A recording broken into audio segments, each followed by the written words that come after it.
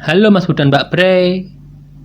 Malam ini saya akan membawakan sebuah cerita misteri tentang TPU Jeruk Purut.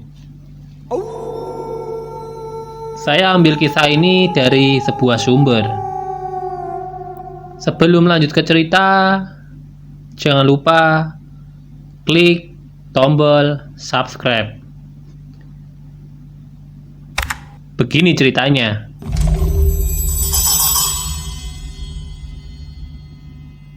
Malam ini adalah jadwal ronda ayahku. Karena beliau baru tidak enak badan, aku diminta ibuku untuk menggantikannya. Aku tinggal di Kelurahan Jeruk Purut, Jakarta Selatan.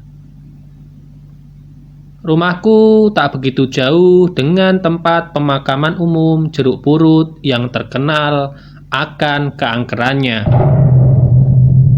Namun, sebagai penduduk asli kampung Jeruk Purut, masyarakat di sini tidak begitu takut, mungkin karena sudah terbiasa dengan lingkungannya.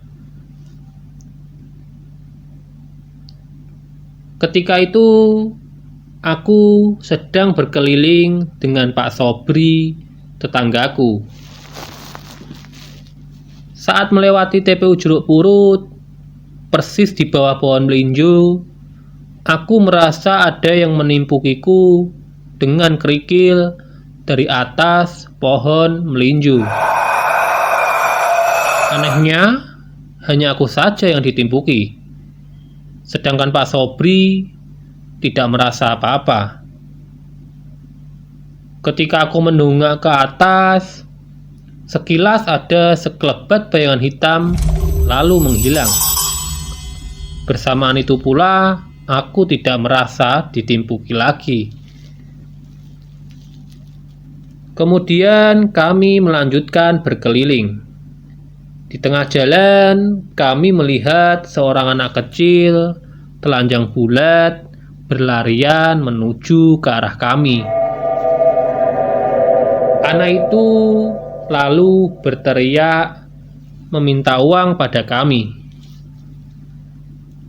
Aku dan Pak Sobri heran karena anak itu tidak dikenali.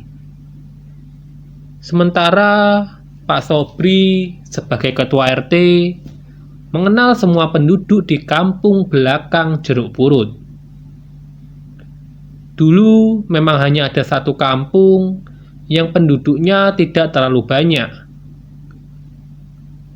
Ketika ditanya latar belakangnya, anak kecil itu malah berlarian masuk ke dalam keramat, sebuah rumah makam tradisional Betawi, sambil tertawa-tawa. Aku diminta Pak Sobri mengikutinya hingga ke dalam keramat.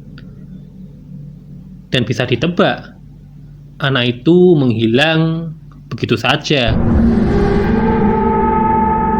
Kemudian aku kembali menemui Pak Sobri yang menungguku di luar keramat. Wah, kayaknya anak itu tuyul, Pak. Begitu aku kejar, langsung lenyap gitu saja. Ceritaku pada Pak Sobri.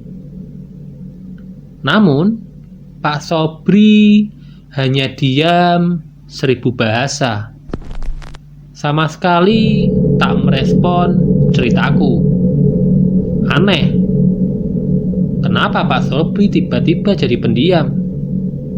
Pikirku. Sepanjang perjalanan menuju ke pos ronda, Pak Sobri jadi terlihat aneh.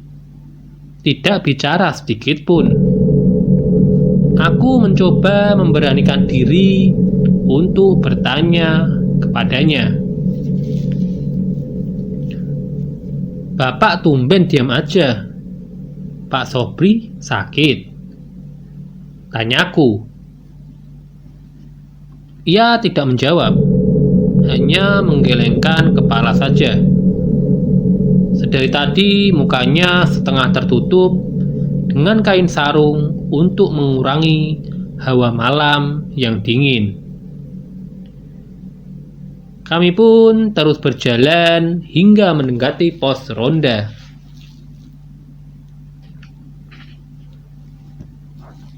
Dari kejauhan, aku melihat bapak-bapak yang sudah pada berkumpul di pos ronda. Mereka sedang asik bermain kartu. Tiba-tiba, pandanganku tertuju pada seorang bapak yang wajahnya mirip dengan Pak Sobri sedang asik bermain kartu. Seketika aku terbelalak. Hah? Bukankah itu Pak Sobri? Gumamku dalam hati. Lalu, siapa? Seketika itu juga, aku menengok bapak-bapak yang sedari tadi berjalan berdampingan denganku. Dan ternyata Pak Sobri yang sedari tadi berjalan denganku adalah